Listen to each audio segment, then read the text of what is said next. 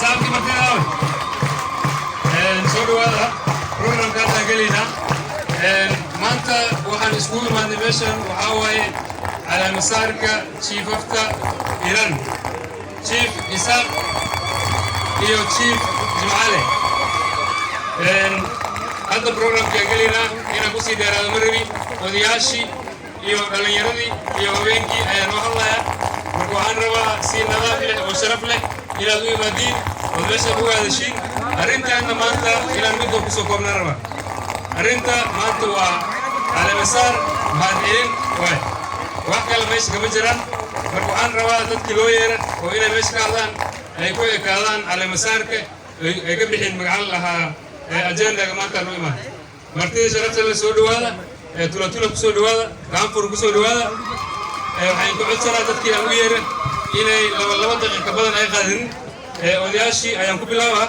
waxaana soo dhaweynaa odayga u horeeya mzee maxamed xasan former councilor soo dhawow aye waad ma kofi mzee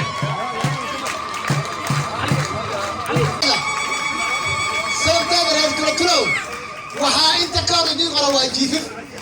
waa u malaynaa hadda kuwaana ku lix waayo maanta laba qoran intuu isaga keena waqtiin intuu isaga keena kar allah siiyo marka dambigiisa allah dhaafo waxaan idin sheegay wax weynaas noo qabte waa ujeedin iskuulahan iyo waxa la qabto ujeedin markaan ninkaan waxaa mudan yaha mahad mashruuca waxaan kaa baryayna waa dadaashay khayr allah ku siiyo waxyaalo qaar oo yar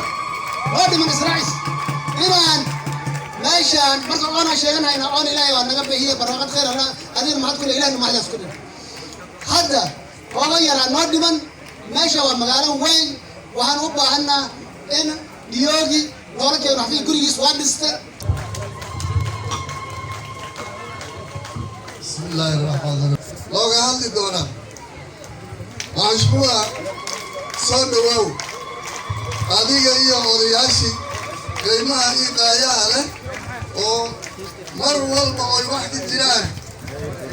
turaantura ka qayb qaata aad iyo aad u mahadsantiin horta beledkii waa beledkiini ku soo dhawaada waa beledkii ceeldaas ku soo dhawaada gacmo furan maashmuha adiga qabatay lix jiif ay qabtaa oo laba qof ay lahaayeen lix jiif intay ka imaadeen todoba kalena waa ku laaban tahay waxaas kulli waxaa dhalay tulaantura meeshiis adiga bilaawday faraceeda bal meeshuu sii maraa fiiriya balbal fiir oo la calaama saari rabo iyo kuwii horo sii joogiba ilaahay ha ka dhiga kuwa barakaysan oo khayr qaba waxaana iskugu imaaday oo dadkan martidii iyo reetulatulaba isu keenay martiqaadka labadeena wiil oo chiefka iyo subchiefka la siinayo meeshuma ku maasan tahay odayaasha maanta waxaan u imaadnay inaan calaamasaar labada wiil oo walaalaheen oo chiefta noogala qoray meeshima Soomaalidu waxay tiraahdaa qurmadu waxay qortay hoosteeda dhigtaa waa sheeka ka dhan wiilishii calaamasaar ay maanta iyo chiefta kasii horeysaba waxaan uga baryaynaa ilaahay in ay noqdaan kuwa caadil ah oo dadkooda iyo diintooda u samafala oon ay xanin xumaan laga sheegin aasna habaarin asagana waa wiilkeennii waxyaalayaa daliil oon ka aragna aan ka habaarno asaan laga dabeedo yar cabsado firtiga weyn oo galoolka ah mixiyaa soo fayste qurbac yar oo dabashaar ah oo ku xariirsan